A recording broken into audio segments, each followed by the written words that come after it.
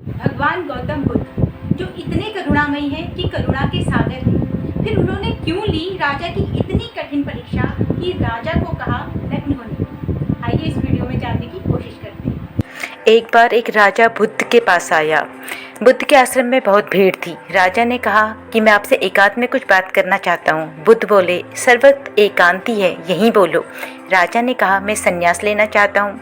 ये सुन के बुद्ध थोड़ा गंभीर हो गए और बोले, तुम्हें संन्यास्त होने से, दीक्षा देने से पहले मेरी एक शर्त है।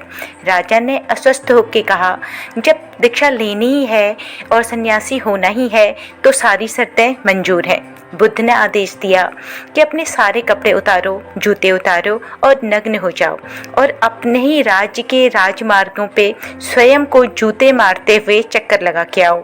राजा ने वही किया। वो नग्न हो गया, स्वयं को जूते मारते हुए अपने ही राजधानी की सड़कों पे दौड़ने लगा। उसके चले जाने के बाद शिष्यों ने कहा कि जब हम दीक्षा लेने आए थे तो ऐसी कोई कठोर सत नहीं थी। आप तो स्वयं ही करुणा के अवतार हो, फिर राजा के साथ ऐसा कठोर अवतार क्यों?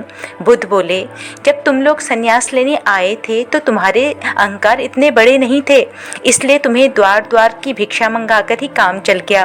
पर ये तो एक राजा है, इसका अहंकार बहुत बड़ा है, इसलिए महारोग की दवा भी अधिक शक्तिशाली होती है। जब राजा इस दशा में अपनी प्रजाजनों के सामने से गुजरेगा तो उसका अहंकार चूर चूर हो चुका होगा।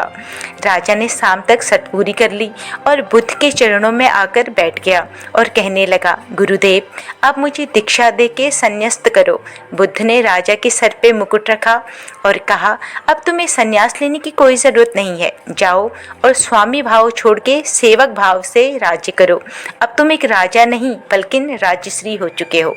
तो ये थी मेरी आज की कहानी। अगर आपको अच्छी लगी है तो चैनल को सब्सक्राइब कर दीजिए। तब तक के लिए बुद्धाय नमः।